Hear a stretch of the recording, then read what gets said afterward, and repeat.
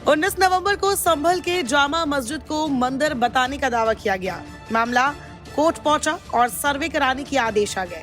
24 नवंबर को दूसरे दौर के सर्वे के दौरान यहां भीड़ इकट्ठा हो गई।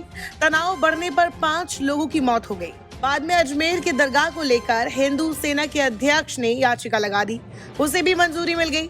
इस बवाल के बीच कई सवाल उठ रहे हैं। बड़ा सवाल यह है कि जब 1947 के बाद धार्मिक स्थलों के स्वरूप को बदल नहीं सकते तो फिर कोर्ट सर्वे के आदेश क्यों दे रहे हैं? क्या 36,000 मस्जिदों के नीचे मंदिर है? इनके जवाब जानने से पहले कई पहलुओं पर चर्चा जरूरी है। तो सबसे पहले जानते हैं कि अभी का नया विवाद क्या है। संभल की बात करें तो यहाँ वकील हरिशंकर जैन ने संभल की जामा मस्जिद के हरिहर मंदिर होने का दावा किया, याचिका लगाई। 95 पेज की याचिका में बाबरनामा, आईन अकबरी और भारतीय पुरातत्व सर्वेक्षण यानी कि ASI की 150 साल पुरानी एक रिपोर्ट को आधार बनाया गया। ट्रायल कोर्ट ने सर्वे के आदेश दिए। हिंसा के बाद मुस्लिम पक्ष ने सर्वे के आदेश के खिलाफ सुप्रीम कोर्ट में अपील दाखिल की। सुप्रीम कोर्ट ने ट्रायल कोर्ट से कहा कि 8 जनवरी तक केस में कोई एक्शन ना ले, साथ ही सील बंद लिफाफे में सर्वे रिपोर्ट मांगी। वही दूसरा मुद्दा है अजमेर शरीफ का। 25 सितंबर 2024 को हिंदू सेना के अध्यक्ष विष्णु गुप्ता ने अजमेर के सिविल कोर्ट में ख्वाजा मोइनुद्दीन चिश्ती की दरगाह के अंदर एक शिव मंदिर होने का दावा किया। 27 नवंबर को ठीक संभल मामले के बाद इस पर सुनवाई हुई। हिंदू पक्ष ने रिटायर्ड जज हरबिलास की 1911 में लिखी एक किताब हिस्टोरिकल एंड डिस्क्रिप्टिव का हवाला दिया। कोर्ट ने मामले में अजमेर दरगाह समिति, अल्पसंख्यक मंत्रालय और ASI को समन भेजा। तीनों से 20 दिसंबर तक जवाब मांगा गया। अब बात करते हैं कुछ और चर्चित मंदिर मस्जिद विवाद के बारे में। वाराणसी का ज्ञानवापी मस्जिद, दावा किया गया कि विश्वनाथ मंदिर का हिस्सा है ये। इसे श्रृंगार गौरी मंदिर को तोड़कर बनाया गया। सर्वे में बजू इलाके में कथित तौर पर शिवलिंग मिला। वाराणसी जिला कोर्ट में याचिका पर सुनवाई जारी है। वही बात करें मथुरा में कृष्ण जन्मभूमि ईदगाह विवाद की। 1968 में ही कोर्ट ने दोनों पक्षों में समझौता करवा दिया था। हालांकि 2020 में फिर से कई याचिकाएं दायर हुई और कोर्ट ने सर्वे के आदेश दिए। हालांकि सुप्रीम कोर्ट ने इस पर रोक लगा दी।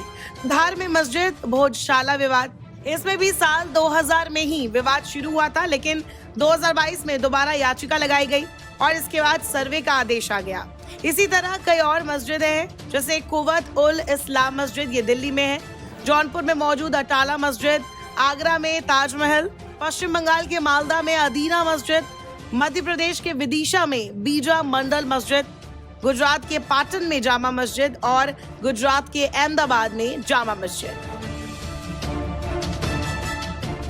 9 नवंबर को सुप्रीम कोर्ट ने अयोध्या में विवादित स्थल पर राम मंदिर बनाने के आदेश दिए।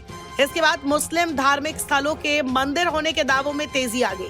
लंबे वक्त से पेंडिंग केसेस थे, कुछ पुरानी मांगे और फिर नई याचिका भी सामने आई।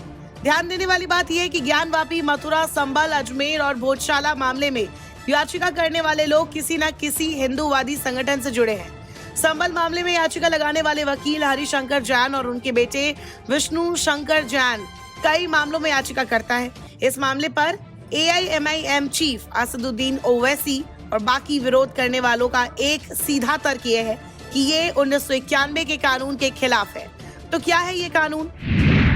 1984 के बाद ऐसे ही दावे किए जा रहे थे कि मस्जिदों में दबे मंदिरों को फिर से उनका स्वरूप लौटाया जाए। इसके बाद माहौल बिगड़ा। अयोध्या राम जन्मभूमि आंदोलन की वजह से ये तनाव और बढ़ता जा रहा था।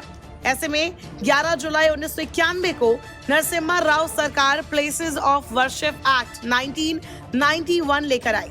इसके तहत 1947 15 अगस्त से जो भी धार्मिक स्थल जैसा है उसमें कोई बदलाव नहीं किया जाएगा, चाहे किसी मंदिर को तोड़कर मस्जिद या चर्च बनाने का दावा साबित भी हो जाए। यही दलील असदुद्दीन ओवैसी और उनके जैसे तमाम विरोधी देते हैं। ओवैसी के मुताबिक लोअर कोर्ट के सर्वे कराने के आदेश कानून के खिलाफ है। हालांकि सुप्रीम कोर्ट ने इस मामले पर ओवैसी को झटका दिया था। 2023 में सुप्रीम कोर्ट में ज्ञानवापी मस्जिद के सर्वे का मामला पहुंचा। 3 जजों वाली बेंच की अध्यक्षता जस्टिस DY चंद्रचूड़ कर रहे थे। उसी दौरान उन्होंने सर्वे कराने के हाई कोर्ट के फैसले को बरकरार रखते हुए कहा था पूजा स्थल अधिनियम की धारा 3 में किसी भी पूजा स्थल के धार्मिक स्वरूप की पहचान करने पर कोई प्रतिबंध नहीं है। हालांकि सेक्शन 4 ये सुनिश्चित करता है कि 15 अगस्त 1947 को जो धार्मिक स्थल जिस रूप में था उसकी प्रकृति नहीं बदली जाएगी। मतलब साफ है कि सर्वे कराने में कोई दिक्कत नहीं है। हालांकि जानकार मानते हैं कि सुप्रीम कोर्ट को देश में फैल रहे सांप्रदायिक तनाव को रोकने के लिए कुछ कड़े कदम उठाने चाहिए। जैसे लोअर कोर्ट्स जो 2019 के बाद लगातार सर्वे कराने के आदेश जारी कर रहे हैं, उन पर रोक लगानी चाहिए या फिर सुप्रीम कोर्ट पहुंचे ऐसे विवादों पर सुनवाई कर तुरंत फैसला सुनाना चाहिए। भारत में अक्सर ये दावे किए जाते हैं कि यहाँ 36,000 मंदिरों को तोड़कर मस्जिद बनाए गए, लेकिन ये दावा पूरी तरह सच नहीं है, क्योंकि कई इतिहासकार और कई एक्सपर्ट्स इसे लेकर अलग अलग दावे करते हैं। हर किताब में और हर रिपोर्ट में ये संख्या अलग बताई जाती है।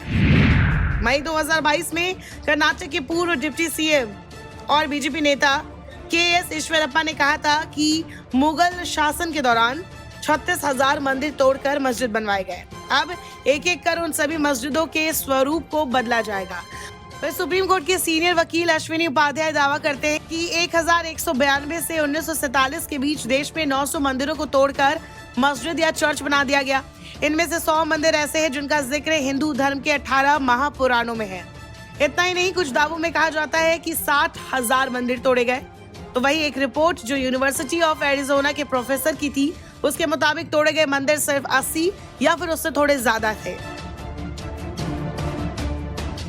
मस्जिदों में मंदिर होने का दावा ऐसा नहीं है कि मोदी राज में ही बढ़ा है।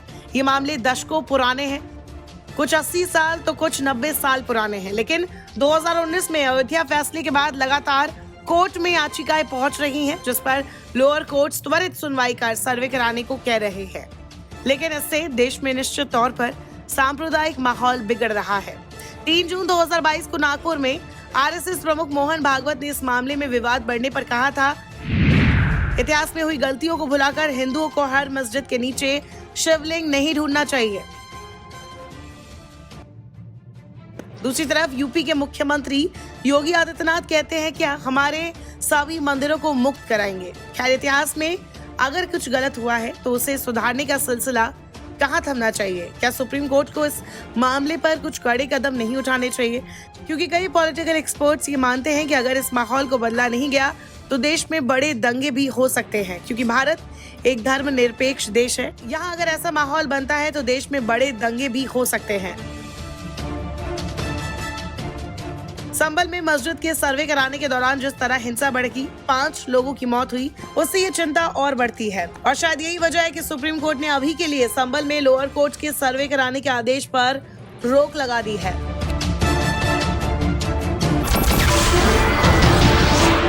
नमस्कार, मैं हूं मानक गुप्ता। अगर आपको हमारा ये वीडियो पसंद आया हो तो इसे लाइक और शेयर जरूर करें, और हाँ, हमें सब्सक्राइब और फॉलो करना ना भूलें ताकि आप देश और दुनिया की कोई खबर मिस ना करें। तो जुड़े रहिए हमारे साथ और देखते रहिए न्यूज़ 24।